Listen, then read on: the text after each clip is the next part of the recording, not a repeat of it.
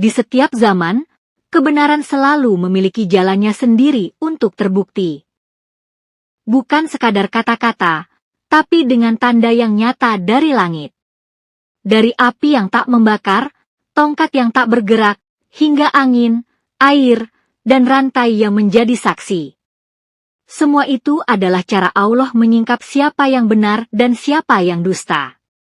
Namun, pernahkah kita bertanya, bagaimana hukum ditegakkan di zaman kita hari ini? Sebuah kisah penuh hikmah akan membuka mata kita, bahwa keadilan bukan hanya tentang bukti, tetapi juga tentang kemudahan yang Allah kehendaki bagi hamba-Nya. Macam-macam hukum. Suatu riwayat menyebutkan bahwa penetapan hukum pada zaman Nabi Ibrahim Al-Khalil adalah dengan api.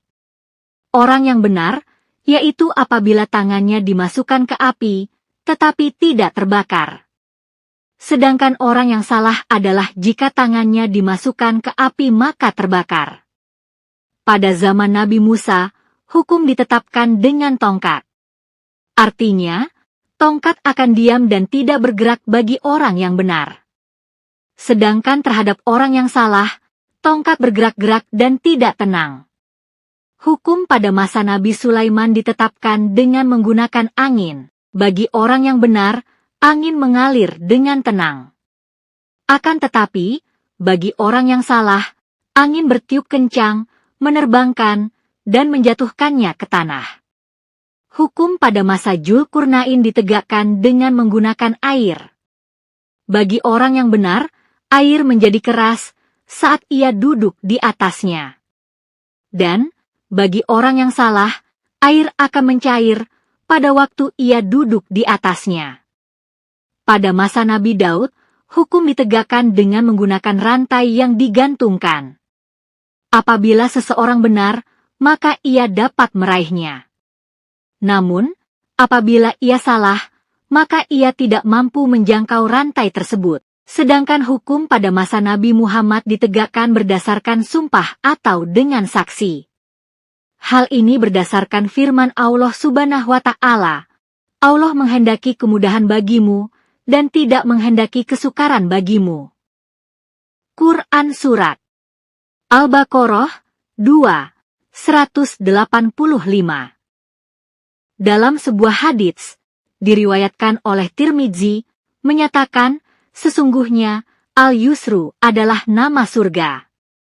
Karena, semua kemudahan ada di dalamnya. Sedangkan Al-Usru adalah nama neraka. Sebab, semua kesukaran ada di sana.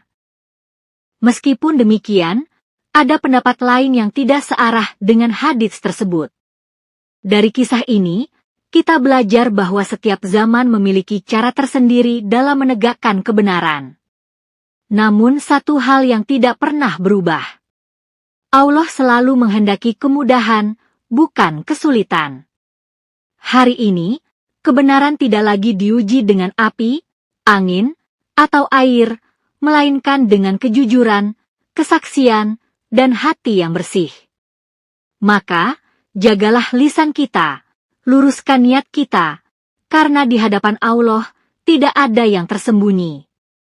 Semoga kita termasuk orang-orang yang dimudahkan dalam kebenaran dan dijauhkan dari kesulitan akibat kebohongan. Jangan lupa subscribe channel Lentera Iman, semoga bermanfaat dan bagikan ke orang sekeliling kalian.